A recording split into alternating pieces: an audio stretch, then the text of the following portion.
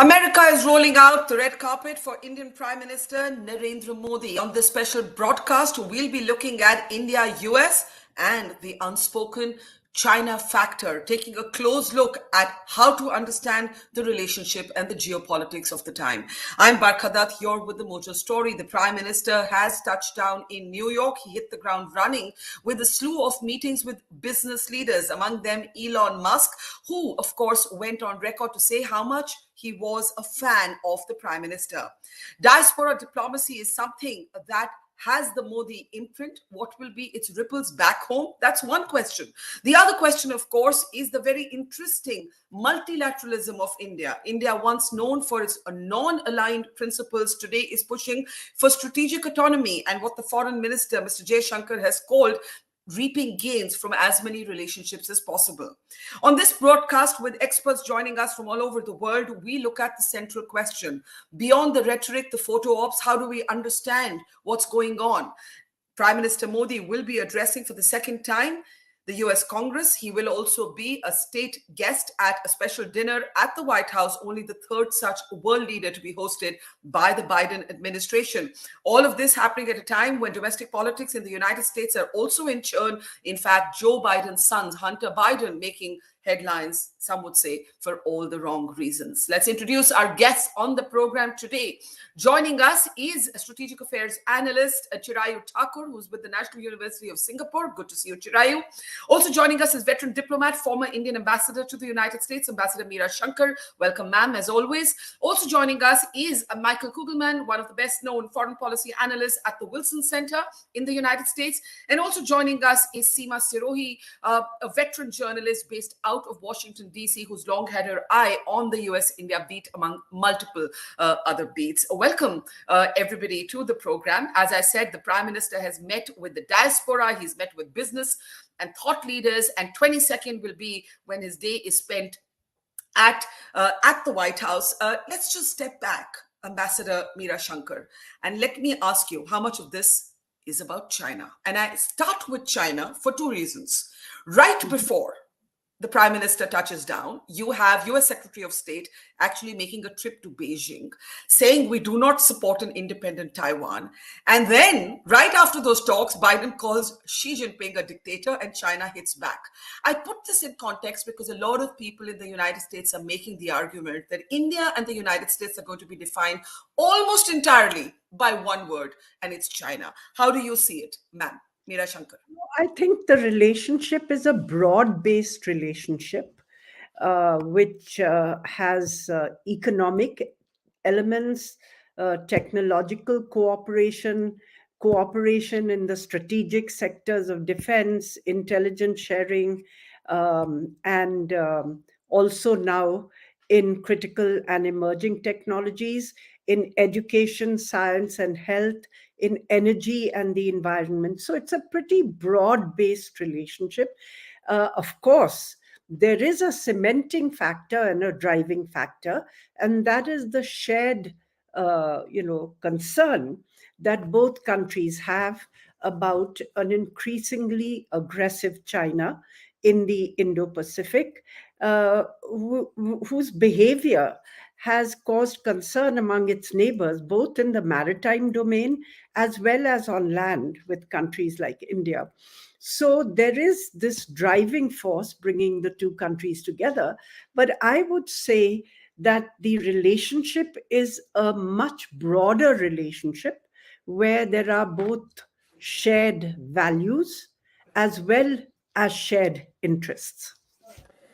Well, we had the spokesperson in Washington, D.C. making, ma'am, the sort of argument you're making. This trip is about India and US. It's not about Russia and China. This is John Kirby. Listen in. We're looking forward to where this is going. It's not about, the question about whether this was about China. This state visit is also not about Russia. And what we're trying to do with our bilateral relationship with India is improve the bilateral relationship on its own, for its own sake, and on its own foundation, because it's that important to us. It's not about forcing or coercing or trying to convince Prime Minister Modi or the Indian government to do something different. It's about focusing on where we are in this relationship and making it more important, more robust, more cooperative. Michael, let me take this to you. It's not about Russia or China. Is anyone going to believe that? Michael?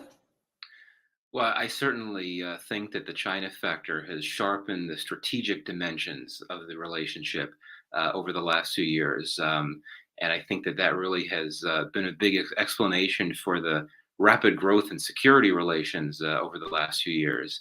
But I think it does go beyond that. And in that sense, I agree with Ambassador Shankar. If you go back to the early 90s, when India began to open up to the world with a number of economic liberalization reforms, that generated opportunities for more trade with the United States. And I would argue that the economic dimensions of the relationship, the trade partnership between the U.S. and India, even though there's some tensions in there, that's been that's proceeded separate from the China track, quite frankly. And we've seen pretty significant levels of robust bilateral trade over the years. But yeah, I do think that at this moment in time, given just how strong the U.S.-China competition is, given how intense it is, it's only natural that the U.S. is going to look at its relationships with so many of its key partners and allies through that lens. And even if you go back historically, looking at the arc of history of U.S.-India relations, China has had a major impact on the relationship's trajectory. If you go back to the late 50s, the early 60s, when the U.S. was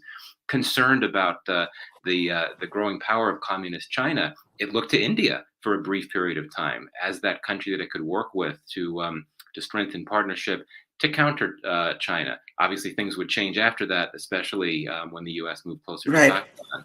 But yeah, it's a combination of the China factor and the Russia factor plays a role as well. But this is a relationship that's multifaceted and functions on track separate from the China issue. Right. I think that's an important point, Seema, that there are parallel tracks and there are many tracks, right? There's the China track, there's what's happening with Russia and Ukraine, on which India has a very, very different position from what the United States might seek. There's the economy. There's the fact that India is a huge market, one of the fastest growing economies in the world. There's the big Boeing purchase. There's, a purchase of armed drones that is possibly on the agenda. And there's the Quad. But on the other side, there's India also hosting the Shanghai Cooperation Organization Summit, and India is able to go from a meeting of the foreign ministers of the SCO in India to hugging Joe Biden in Japan on the sidelines of the Quad. How do we understand and explain what Shankar calls multilateralism? Well, the world is in a flux, that we know. And there are multiple engagements among multiple sets of countries, and everyone's sort of trying to manage this very complex situation that faces us today. So at this moment, India finds itself kind of hemmed in by China. We have a hot border situation with them. And China's attempt to dominate Asia and then the world, perhaps, brings US and India closer. The US doesn't want to lose its primacy in the Pacific. So there are all these things happening at the same time.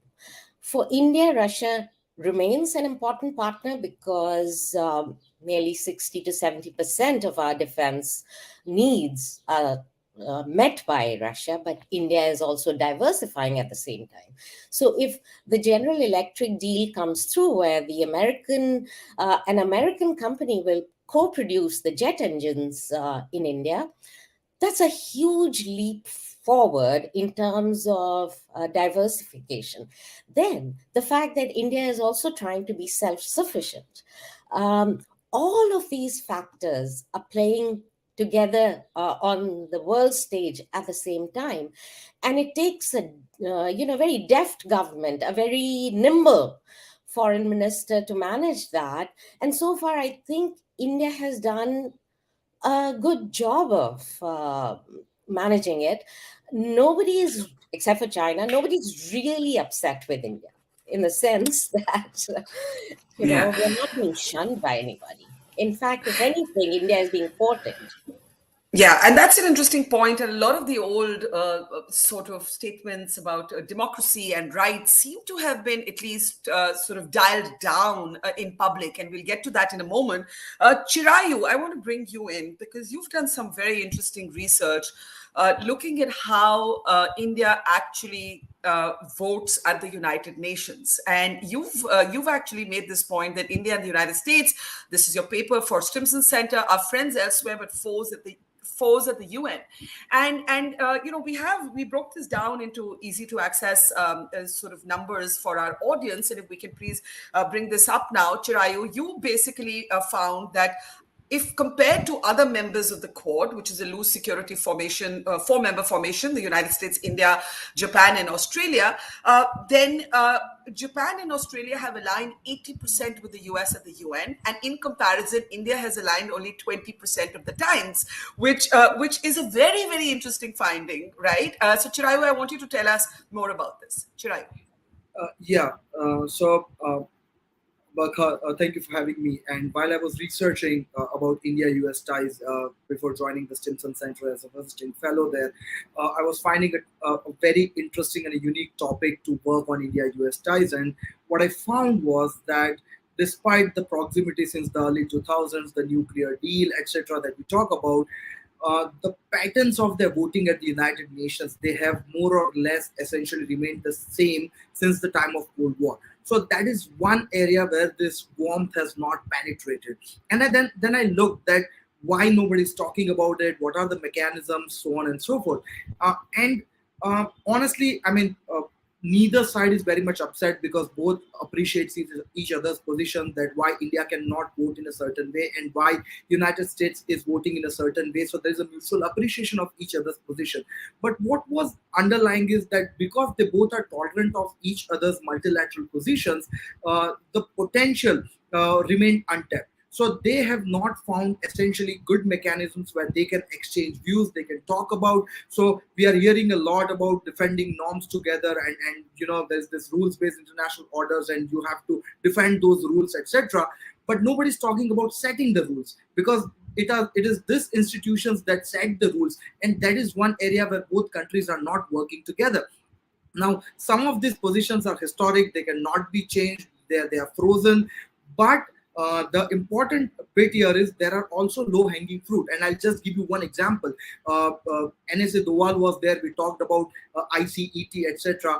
But until I wrote this paper, there wasn't any mechanism between India and the United States where they talk to each other bilaterally on how to harness and synergize at the ITU, which basically sets the norms for telecommunications around the world. So we are seeing China as an emerging threat to Huawei and other such similar things, but we are not seeing these two countries working together. So I think multilateralism was one area where I saw the optimal warmth not penetrating there, or results not coming to working together, and that's the gist of this paper.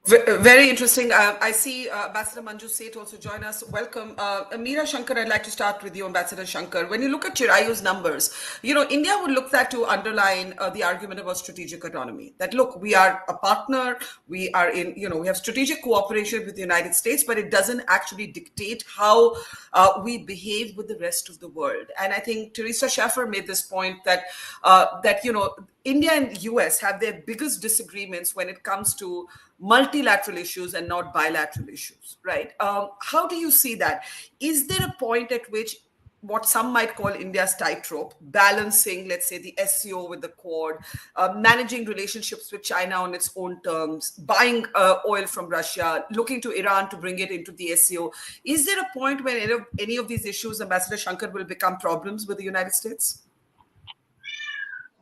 Can we unmute, ma'am? Yeah, go ahead, ma'am. Yeah. I hope we will be able to navigate these issues. And as far as, the voting patterns in the UN are concerned, as Chirag said, some of this is historical. But I think we have to recognize, when you look at other members of the Quad, they are developed countries, all of them, Japan, Australia, the US, and B, they are alliance partners. Now, India is a developing country, and therefore our perspective on many of the issues which the UN takes up are bound to be different, because we seek to keep open the potential for India to develop its own capacities, even where it may not be in a position today. So, for instance, to take a look at the whole nuclear issue, when we decided not to sign the Non-Proliferation Treaty, we were quite far from, actually being in a position to exercise a nuclear option. But the fact was that China had already tested, and therefore, in terms of the definition of the treaty, would be accepted as a nuclear weapon state. And therefore, India had this dilemma: how do we cope with a nuclear armed China in future? And so one of the issues was we stay out of the non-proliferation regime, so that even if we are not in a position to exercise the nuclear option today, we are not foreclosing the option in future when we have the technical capacity to do so. Now, this became, for instance, a major point of difference between the US and India. And therefore, all the resolutions on non-proliferation issues in the UN, our voting pattern would have been different.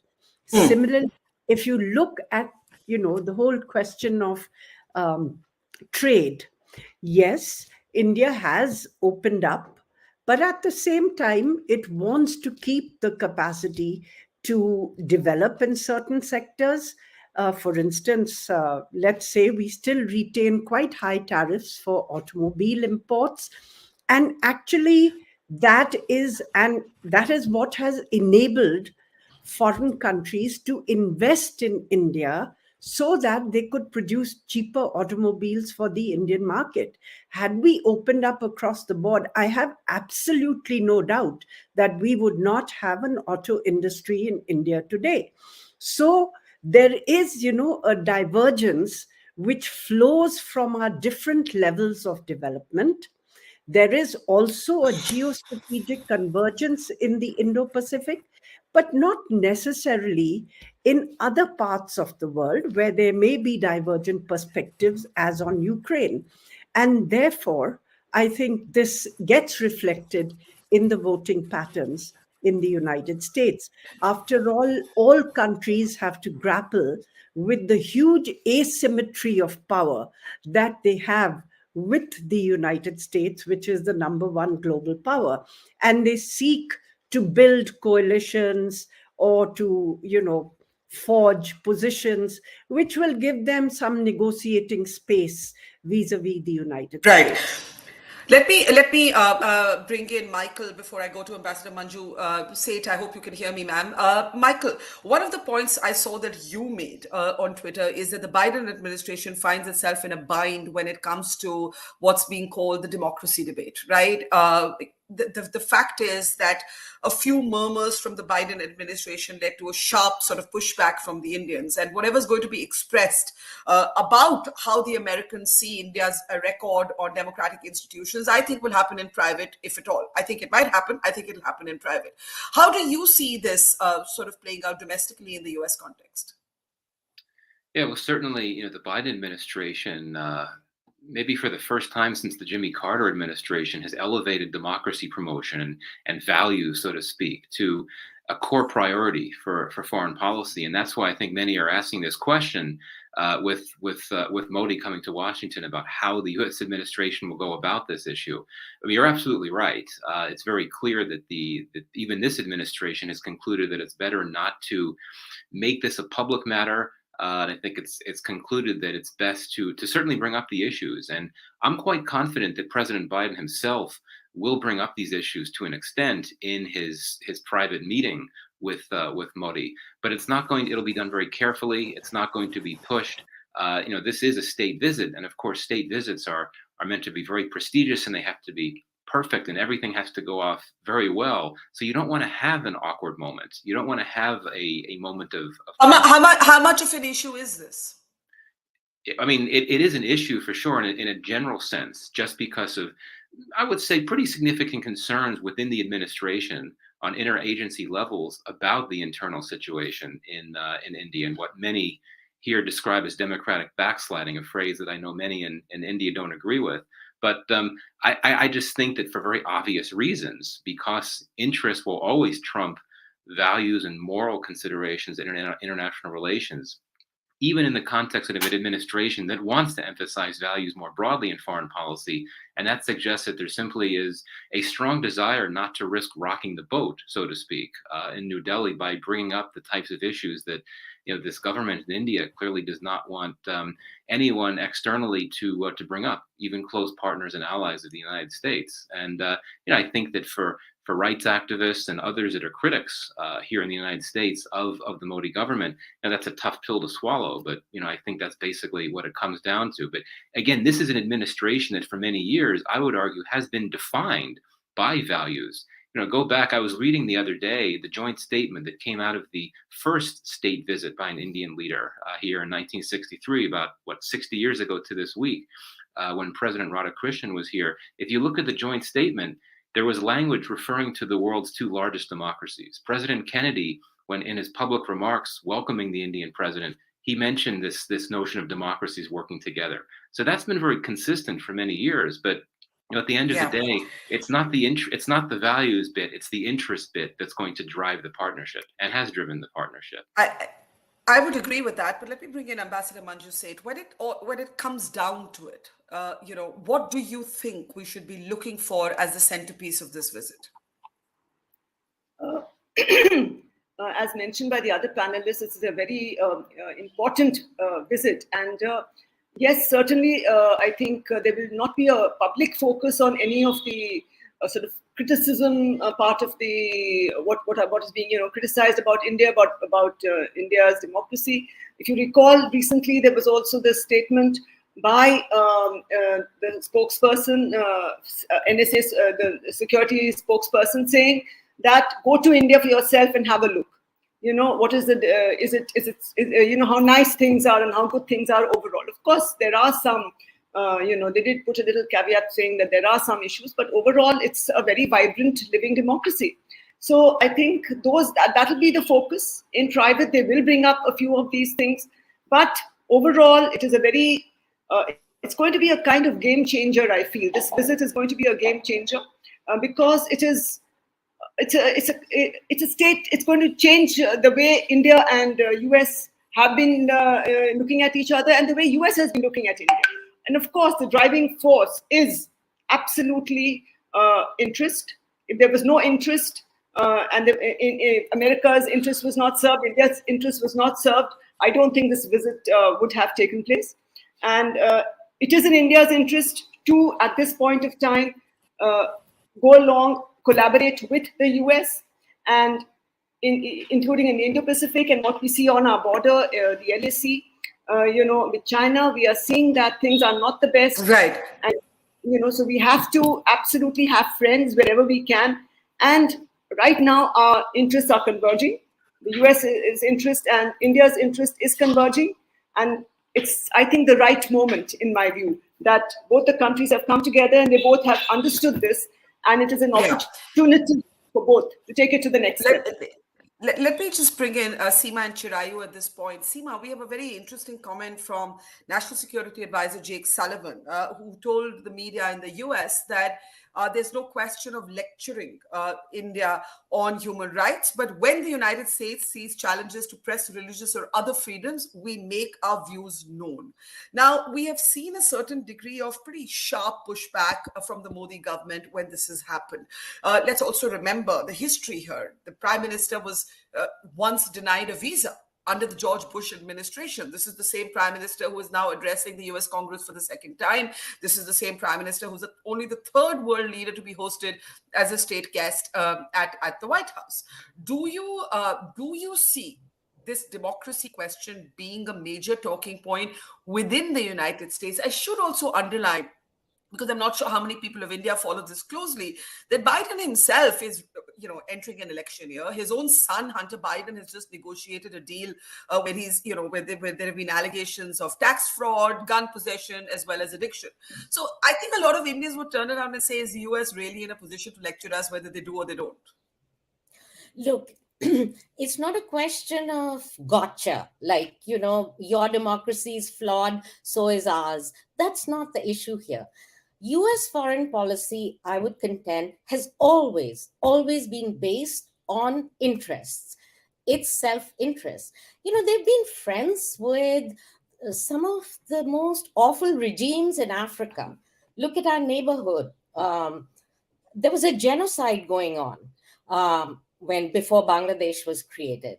And what was US policy at that time? So democracy issues come up when there's not much else going on in the relationship.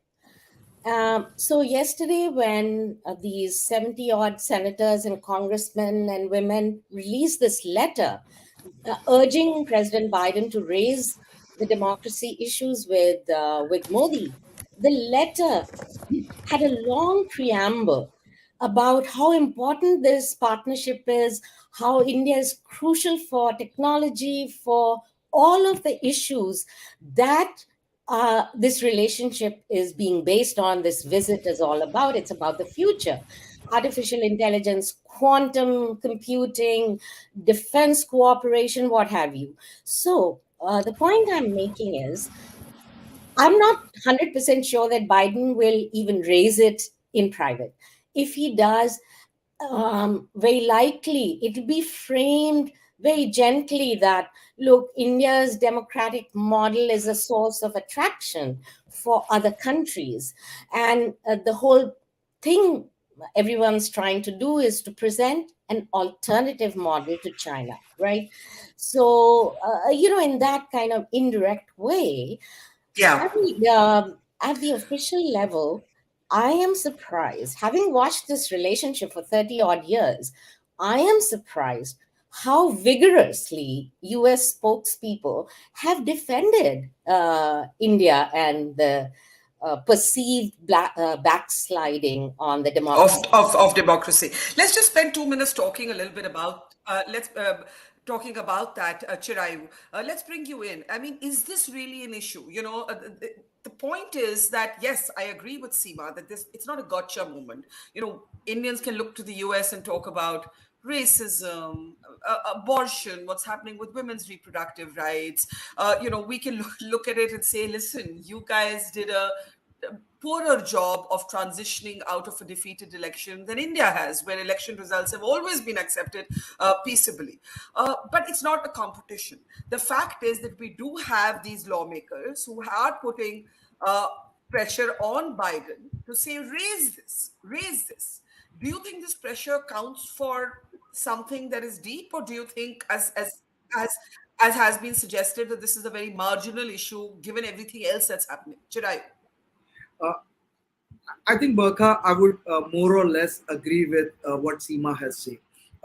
Even if it is raised privately, it would be in a very gentle fashion. And I'll just take you back to a few years. Now we have, thanks WikiLeaks, a lot of detailed report of what used to happen in the past. So remember when Manmohan Singh was the prime minister, and there were attacks on churches in New Delhi. State officials, when they would come, the transcripts are now in public domain. They used to raise these issues with Manmohan Singh, but they would also raise these issues publicly. And it used to look like there is some sort of haranguing that is happening, and India is being like, there is a light knuckles on the rap, etc.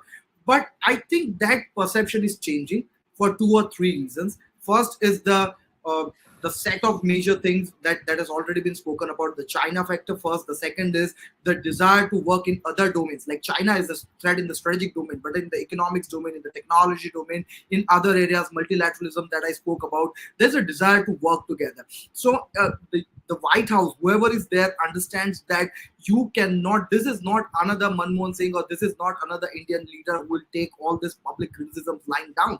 So it might disrupt the momentum that is in the ties right now. Second thing, as you said, that this is no more the era of the early 2000s or the late 90s when you didn't knew what was happening. Now something happens in the United States, you get the news here immediately in India. And I mean, the the set of things that you raised, the kind of agencies like Department of Homeland Security, the way it is going after Trump, and it is too light on the documents that found in the Biden place, and it is going all after going all after Trump.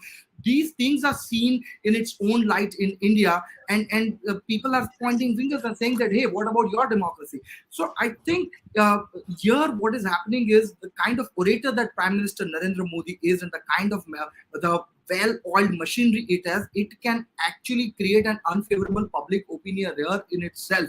So I think there's a combination of factors, therefore, that the White House will take this very delicately. And if I can be, what we are seeing is a flurry of commentary that is coming out of United States that, oh, we don't have value alignments, therefore you should not be giving jet engines to India, or similar other things that are coming in the front pages of Foreign Affairs. But I mean, look at Kissinger. He went to China. What was value alignment there? So, as Seema said, interests are right now driving these things, and even if this is raised, it will be done marginally and very delicately. All right. Before I go to the two diplomats, I want to bring in Michael on this. Michael, I think the consensus in this conversation seems to be, at this moment, the Biden administration needs India for multiple reasons, and therefore, this democracy issue is more a subject of the Western press's editorial writing and the Indian left's editorial writing than it is actually going to be an issue between the two countries. Do you agree? Yes, I would agree. And also, I think it's important to note that much of the criticism in Washington about India's democracy and rights record, it comes from members of Congress, mainly progressive Democrats. And, as we all know, members of Congress do not make policy. They don't set policy. They pass laws and so on, but they don't make policy. So it's an important distinction to be made between the legislative branch of the government here and the executive branch. And yes, absolutely. I think that the stakes are very high, as seen from Washington, in that the relationship with India has to continue. It has to continue to deepen, with China being a key factor in that regard at this moment of time. I mean, India is seen, I think, as, from a U.S. government perspective, as Washington's best strategic bet in South Asia.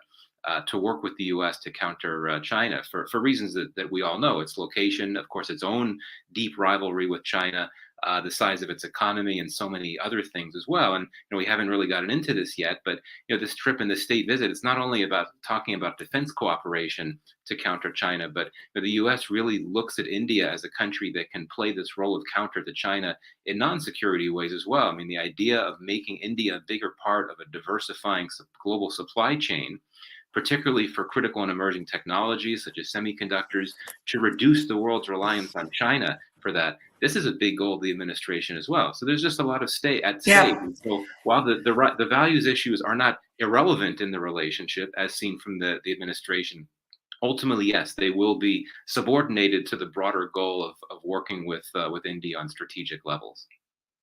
Ambassador Meera, Shankar, one of the arguments that I made, and this is, something that's being talked about a lot by different foreign policy analysts, is whether India will ever be a US ally. Now, our foreign policy, our diplomats are hardwired into historic non-alignment to begin with, and now we're talking about multilateralism. So, this impression, maybe in sections of the Hill, that India could one day be, pivoting almost entirely to the United States of America. I don't think it will ever happen. I don't think our diplomacy is made that way. But I defer, of course, to your expertise and Ambassador Manju Seth's expertise. And my question to you is this: when you were serving as ambassador to the United States, what were some of the most prickly points that you found you had to keep countering and explaining to the Americans, and how much has changed since then?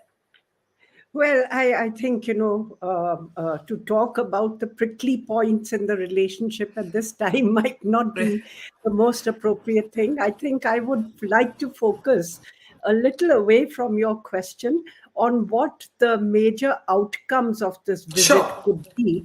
And one, I would say there are two pillars really where you're seeing very substantive movement in a significant way that could be a game changer. And one is in the defense side, where we have been seeking defense technological cooperation with the US. Now, while the US was willing to sell us technology, sell us weapons, and we bought $20 billion worth of weapons from the US, there was reluctance to actually manufacture in India or share technology. Now, what you've seen is that India, on its part, has greatly liberalized the framework for FDI in defense manufacturing in India. And at the same time, the US has worked to overcome the obstacles to actually concretizing a very major proposal. So the proposal to manufacture the GE 414 engine in India, along with HAL, with very substantial transfer of technology, I think will be, in a sense, an inflection point in the relationship. The second element I would focus on is what Michael mentioned, and that is that, the whole Washington consensus of leaving everything to the free market has been fraying for some time, and the heyday of globalization seems to be over, with the US adopting a more nuanced trade and industrial policy. Now, as it seeks to reorder the global economy and it is looking to build alternative supply chains to de-risk its overdependence on China. And that provides a window of opportunity for the two countries to work together and for some of those supply chains, some of those technologies to be produced in India. Okay. Till now, mostly it's been going to Vietnam. But in this visit, you may see some announcement of an investment possibly by Micron in the area of semiconductors. They're calling it packaging of semiconductors, which would be the final step of encasing it. But it would be, again, a significant shift.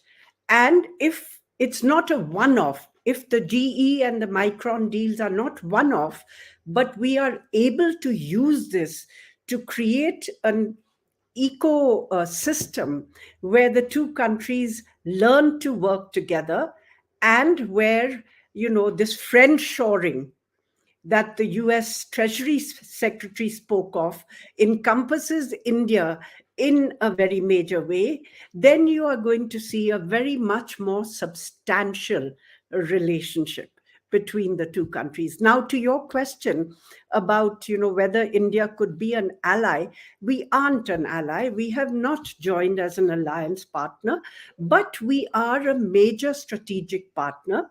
And the strategic relationship has been growing in depth and substance. So we have signed all the foundational defense agreements for cooperation in logistics, communications compatibility and security, exchange of geospatial data, and now we are shifting on to manufacturing. So I think you are seeing, the building blocks of a far more substantive, more trusting strategic partnership between the two countries. Yeah. Let me ask you this, Ambassador Manju Seth. What for India will define a successful visit beyond the sort of feelers and the atmospherics and the dinner and the photo ops? What will India look to achieve? I think Ambassador Shankar has listed some of the specifics. What would you add to those? Further add that the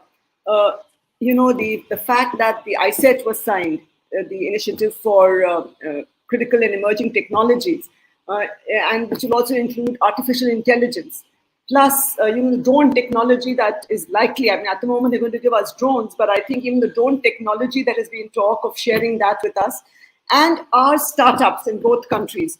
I think that is the future. Startup ecosystem and co-location of these startups, and for them to work together to come up with innovations, and not just doing basic, collaboration, but coming up with new innovations which are of, not only for India and the US, which are important, but also for the world. Coming up with absolutely new, innovative solutions, I think, is the future. And that on that as well, already agreements are there, but I think this visit is going to push that that collaboration, that co-location between what is the future technologies that are coming and which are taking over the world, and how to regulate the use of AI, etc. We know ChatGPT, if it is allowed to go sort of unregulated, then I mean, we can be sure that the world is in trouble. So that needs to be regulated. And we really need to, I think that is also going to be another thing, that on new technologies, we will work together, we'll have to create regulations. And of course, as Ambassador has mentioned, Ambassador Shankar, that, this visit is going to be about to some degree of transfer of technology and changing and bringing, the supply chains, part of the supply chains into India, which is an important element of our whole initiative of Atmanirbharta and our aim or our ambition to be a certain emerging power. Right. The Prime Minister is, as we speak, sort of arriving at the venue that you see on your screen. It is Yoga Day, and he is going to be leading that sort of what should I call it? Yoga conclave or collection of people doing yoga. So we're going to see that up on our screen. I guess in a few moments from now, I don't see the Prime Minister in those pictures, but I guess he's reached the venue, and we should be able to, those are live pictures from the United Nations headquarters. We should be expecting the Prime Minister to step on that stage, that venue very soon.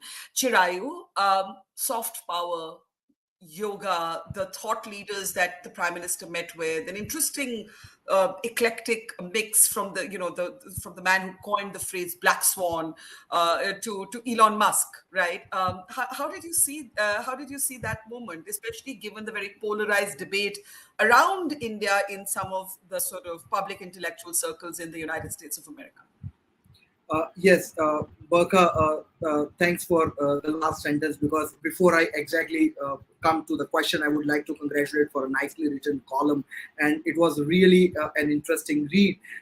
Thank you. And I think, yeah, I think you raise a very important point, that India would never be an ally.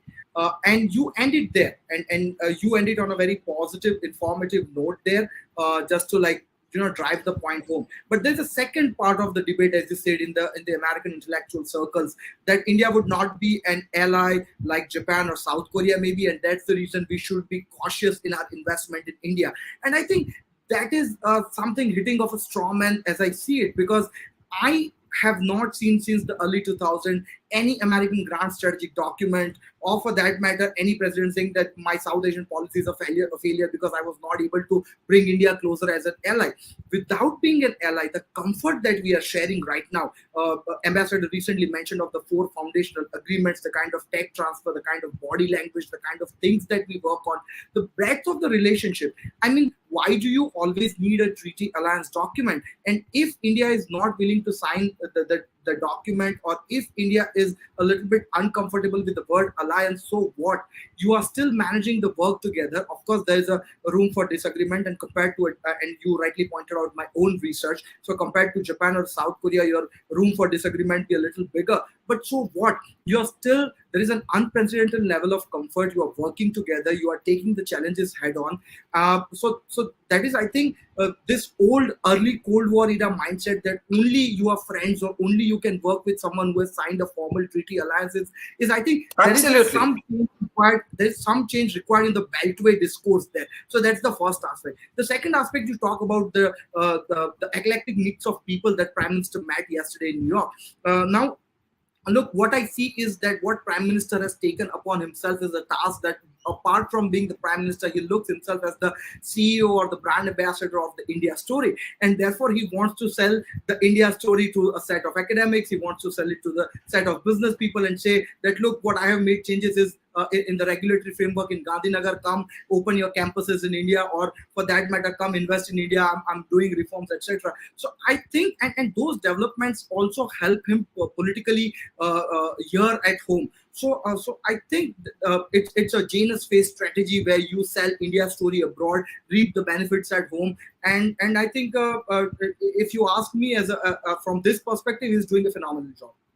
Yeah, and I think you make the important point that to not be an ally doesn't mean that it's not a relationship worth investing in, and that those old models of you are with us or you're against us, those Bushism, the era of the Bushism is over. I want to bring in Michael, and then I give the last word maybe to Seema. Michael, any red flags that you see in the relationship? Can we unmute Michael? Michael, you're muted at your end. Oh, sorry about that. Yes. I don't. At this point in time, I don't see any red flags. I mean, there's some trade tensions that got worse during the Trump administration, but clearly there's a desire on both sides to work through those. And there was a recent strategic trade dialogue that was established for that very purpose. The Russia factor is not as much of a tension point as it had been right after the invasion began. The administration, I think, certainly does not agree with India's decision not to take a strong stand against Russia, but it's accepted that, and it's playing a longer game with India and trying to make the argument that over the longer term, Russia will cease to be a helpful security partner to India, and the U.S. is trying to position itself as a country that, with its allies, can fill the gap and try to start supplying India with the types of material and supplies that it's received from Russia in the past. So I don't think that's a red flag anymore. We've already discussed that the values issue is not going to be a problem for the relationship. So I think that, quite frankly, at this point in time, the relationship is probably at its strongest point. And I'm not trying to sugarcoat things, but it's in a very good place. There's a fair amount of trust and goodwill. At this point in time, I don't envision any major red flags. Obviously, one never knows what could come up 5, 10, 20 years down the road. But at this point in time, things are in a very good place. I should also say that issues like Pakistan, which, for example, I was just going to say that we've just done an hour of India-US without once mentioning the word Pakistan, and and that makes for an interesting change, because at least, Michael, before I give the last word to Seema or anyone else who wants to come in on this, there was a time when Indian prime ministers used to take India's anxiety about terrorism, for example, to the United States of America. The first time Barack Obama, in a joint statement, for example, I think it was Manmohan Singh, then spoke about the Lashkar-e-Taiba. That was, Pakistan was still part of the framework of the conversation. It doesn't happen now. There is no reference to Pakistan. We didn't make a reference in this whole conversation. That's a shift. Yeah, absolutely. No, I fully agree with you. And I think that since U.S. forces left Afghanistan, the relationship with Pakistan here, it's still there. I mean, there's still formally an alliance with Pakistan, but there's not really much to that relationship. And quite frankly, it's not a major point of discussion in official circles in Washington either. And that could only benefit the U.S.-India relationship more broadly. All right, Seema, last word to you. As the yoga sort of conclave starts, the real meat of this visit will, of course, be what happens at the White House meetings. What should we be looking out for? So a couple of points I want to make. There's a new overall policy framework designed by the two national security advisors, from which a lot of initiatives are coming. So my only concern is about delivery, because especially in Washington, this visit has been sort of, for a lack of a better word, hyped so much that if it falls short on delivery, then it would be a matter of concern. So I would watch over the next 1 year in terms of this GE engine deal, how much gets done, how much training gets done, and things like that. But on the positive side, the sale of these armed drones, I think, is very significant. I know the officials have not framed it this way, but what it does is that it gives India an American platform that kind of brings India more into the structure of other US allies who are operating in this region, right? So interoperability becomes much better. We are not going to say that in public, of course, because we are always shy of admitting that we are leaning this way or that way. In terms of being an ally or non-ally, I think this is now a pointless debate, mainly in sort of think tank circles. because the American officialdom has absolutely accepted the fact that we're not going to sign a treaty and become like, Japan, Australia. They're not looking for it. We are not ready for it. They're not looking for it. So where's the problem is my question. So people keep talking about what will happen in a contingency. If there's a Taiwan contingency, I'm sure there has been discussion. It'll never be in public as to what India can offer. And when that situation develops, there'll be plenty of time to discuss it. And in all these military talks that we've been having, indirectly, those issues have been discussed. So I'd say it's a very significant visit. Watch out for the results. Watch out for the joint statement. It'll be hefty. And then follow what happens later. All right. Thank you. We leave it there. To Seema, to Ambassadors, Meera, Shankar, and Manju, Seth, to Michael, to Chirayu. Thank you very much. The next 48 hours are going to be interesting. We'll be tracking it very closely here at the Mojo Story. We will say thank you to our guests, but our live coverage of the Prime Minister's visit to the United States of America, where he is, of course, a state guest, and he will be addressing the U.S. Congress, continues. You can catch the Yoga Day, where the Prime Minister is taking part on our platform, the Mojo Story. In the meantime, we're signing off for now. I am signing off for now, as are our guests. Thank you for watching, and see you soon. We started Mojo right here in this basement. Just 4 people, 4. And now we're about to hit our first 1 million subscribers. So this is to say thank you to all of you for your support, for your respect, and for your encouragement. We've always gone to where the story is. During the pandemic, when television's big anchors were hunkered down in their studios or at their homes, we hit the road. We traveled from Delhi to Kerala, covering 30,000 kilometers in a small car, reporting from inside ICUs and inside slum tenements. Whether it's flash floods or war zones, we've always put our boots on the ground. In fact, we're just back from Punjab, tailing the Khalistani fugitive Amritpal Singh. And through all of this, we have always put you, the people, first. In an age of partisan polarized media where most journalists are either chamcha ya morcha, we believe the story is sacred and the truth of the story is what matters. And now as we get ready for the next step, we need your help. Become a Mojo member and get first access to all our big interviews. Get a chance to ask our newsmakers questions. Get a chance to write and report for us for both our website and our channels. And also, interact with me and my colleagues directly through AMA sessions. Literally, ask me anything. Click on the join now right next to the subscribe button, and yes, also subscribe if you haven't yet, and become a Mojo member for just 159 rupees a month. Hope to see lots of you in our community. It's great to see you here. Thank you for watching our work. If you haven't subscribed yet, don't forget to click the bell icon and subscribe to Mojo Story and support independent, robust journalism.